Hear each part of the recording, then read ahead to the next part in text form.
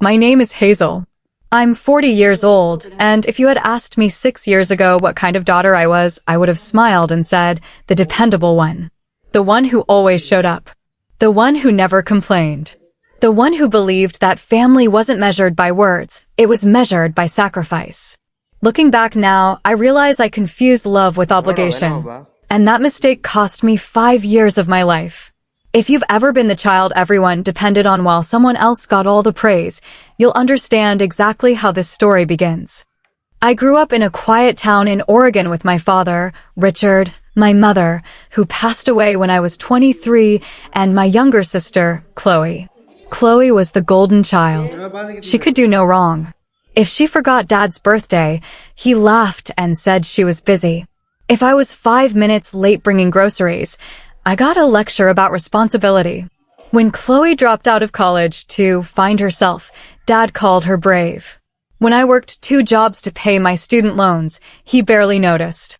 For years, I told myself it didn't matter. I wasn't competing for attention. I just wanted peace. After my mother died, that peace disappeared. Dad changed. He became quieter, more stubborn, more dependent.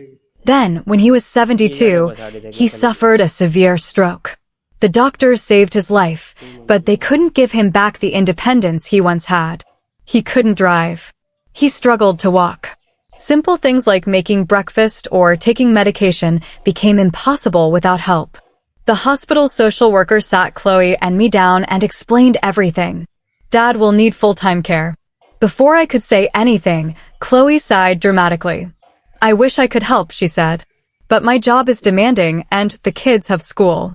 She didn't even look guilty. She simply assumed someone else would solve the problem. That someone was me.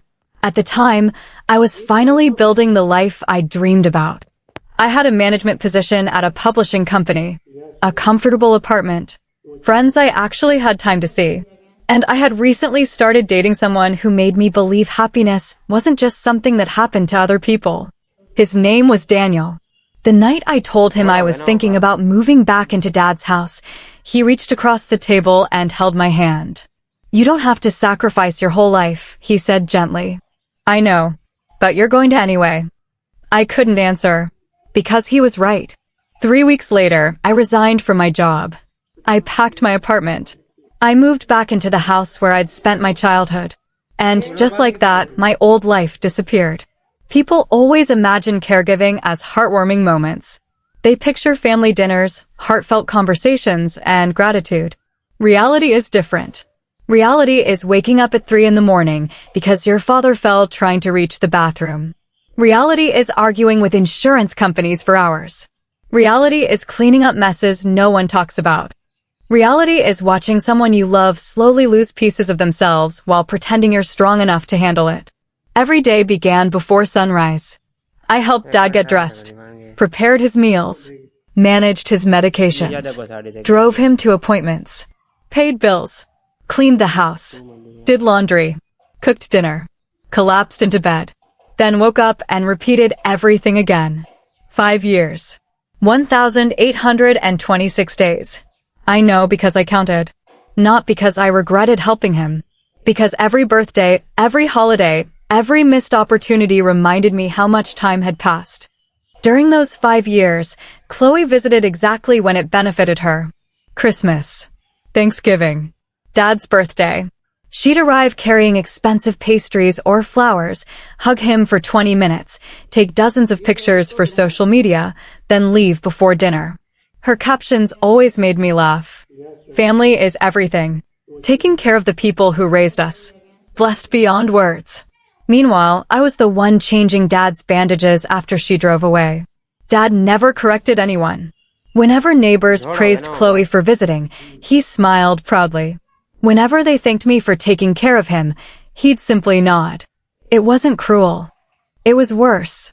It was expected. As if my sacrifices weren't gifts. They were obligations. One afternoon, while helping Dad organize old documents, I found an envelope with my mother's handwriting. My heart skipped. I hadn't seen her handwriting in years. I asked if I could read it. Dad reached over, took the envelope from my hand, and quietly placed it back into the drawer. Not now. His voice was calm. Final. I didn't argue. But something about that moment stayed with me. Weeks later, I noticed Dad having long private phone calls with someone. Whenever I entered the room, he'd end the conversation. When I asked who it was, he'd simply smile. Just taking care of a few things. I assumed it was his lawyer. After all, he was getting older. It made sense. I never asked again. Then came the conversation that changed everything. It was raining outside. Dad was sitting near the living room window, watching the water slide down the glass. Hazel, he said quietly. Yes, you've done more for me than anyone ever should. I smiled. You don't have to thank me. He looked away. No, maybe I do. For a second, I thought he was about to say something important.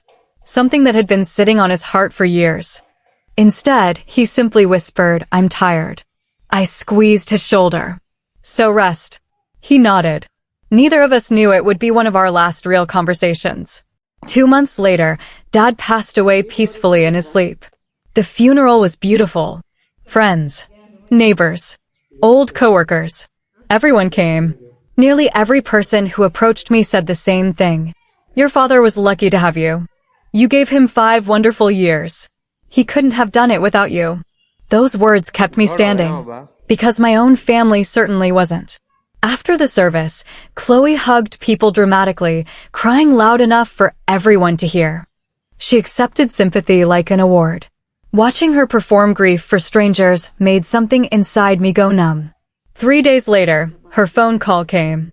Don't forget, she said cheerfully. The lawyer's reading Dad's will tomorrow morning. There wasn't a trace of sadness in her voice. Only excitement.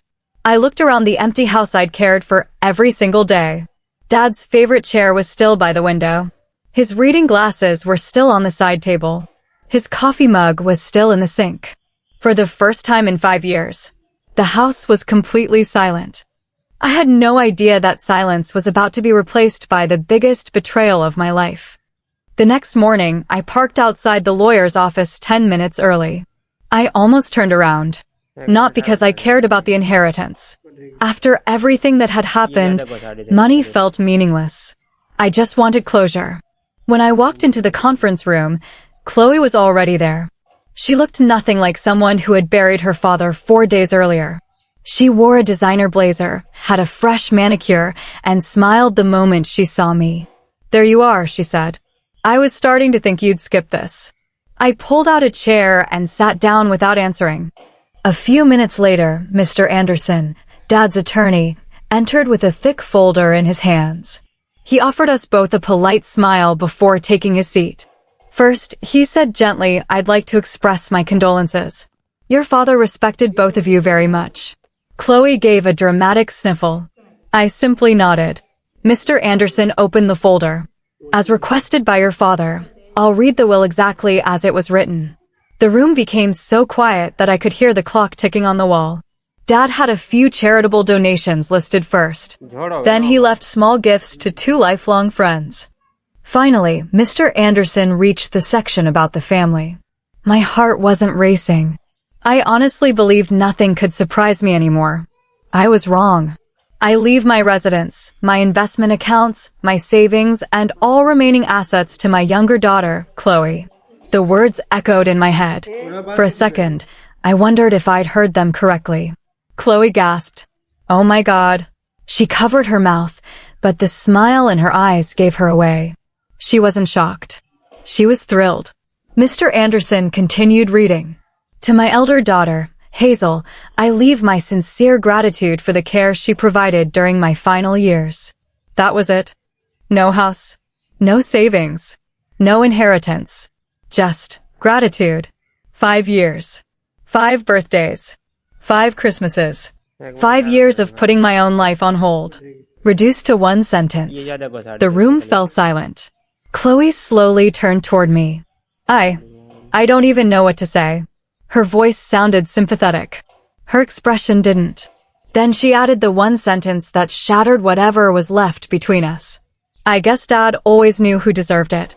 Mr. Anderson immediately looked uncomfortable. Hazel. I slowly stood. There wasn't a single tear in my eyes. There wasn't even anger anymore. Only clarity. I looked at my sister, then at Dad's attorney, and I quietly said, I understand. Nothing more. Just those 2 words. I picked up my purse and walked toward the door. Behind me, Chloe laughed softly. I expected more of a reaction. I paused with my hand on the doorknob. Without turning around, I answered, my reaction won't change what's already been written. Then I walked out. I didn't cry in the parking lot. I didn't scream. I simply sat inside my car and stared through the windshield. For the first time in years, I realized something. I wasn't responsible for anyone anymore. No doctor's appointments.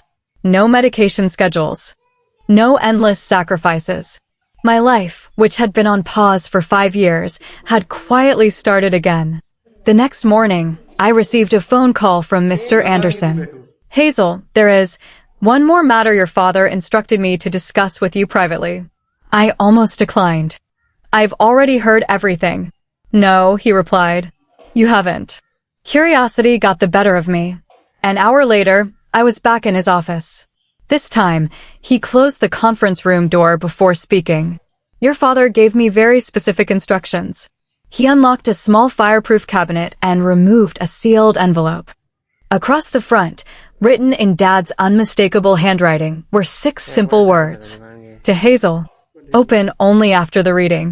My hands trembled as I opened it. Inside was a handwritten letter.